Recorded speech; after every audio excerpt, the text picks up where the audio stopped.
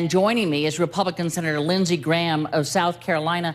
Senator, thanks for being here. Just off the top, let me ask you, when we see the death of the head of a prison official, two deaths of a DA, an assistant DA, this is a dangerous business, I know, prosecuting bad guys, incarcerating bad guys. Yeah. Do you think we need to look at the protection of these people? Well, anything that would make our law enforcement officers safer. Obviously, this is some criminal enterprise coming after people who enforce the law. And yes, anything the local community can do to make life safer for those who carry out the law on our behalf, count me in. But it's clearly some type of criminal vendetta here against these people who enforce the law. Certainly it looks that way. Let me turn you to gun control, which we expect to be the first piece of major business when the Senate comes back in a week.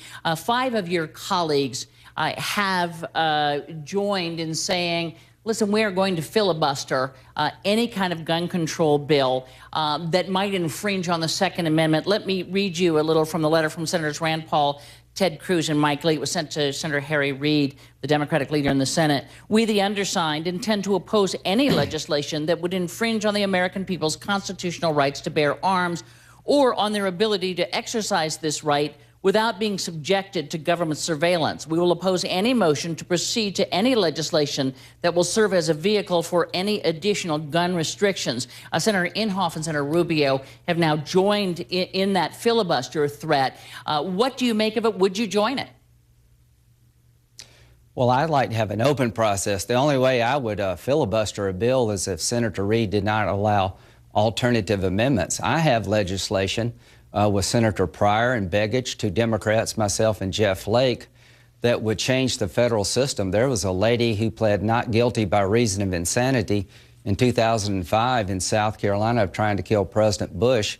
February of this year, she went and bought a gun, and that adjudication was not in the system. She was able to purchase a gun, went to school, and thank God the gun did not discharge. She's being held for attempted murder, but the 4 of us have a bill to redefine mental health adjudications to make sure a situation like hers gets into the system. There's all kind of bipartisan legislation out there that I think would keep guns out of the hands of people who are mentally ill, shouldn't have a gun, and there's some real efforts out there to beef up prosecutions of those who fail a background check. If I could, part of the Senator Reid's bill, as we understand it, will be expanding background checks to people who purchase guns at gun shows, which would include those sellers keeping the paperwork on the buyers. Is that something that you would filibuster? Well, I would have an alternative to it. I think what the bill does... But would you filibuster that? Would it be your intent if that is part of the bill? No. If I get an alternative to it, no, I'd vote against it. This idea of private individuals transferring their weapons and having to go get through a background check makes no sense. Before you'd expand the background check, there were 76,000 people last year failed a background check, and less than 1% got prosecuted. There are 9,000 people in 2010 failed a background check who were felons on the run, and none of them were prosecuted. So before you expand background checks to include private individuals, let's put some resources into the current system we have that's clearly broken. Does it give you pause? The fact that the lady Does it give you pause, Senator? I just wanted to show you a quick poll here. And the question was to folks, do you favor a federal law that requires background checks on all potential gun buyers? 96% of Democrats, yes. 89% of independents and 86% of Republicans say there should be a background check for all potential buyers. Does that give you pause in opposing that expansion? Well, if you ask the question, should a father have to do a background check when they give their son a gun for Christmas? But this is a little different. This is about just if you go to a gun show. Well, no, that's what the bill does. The bill requires private individual transfers to go through the federal system.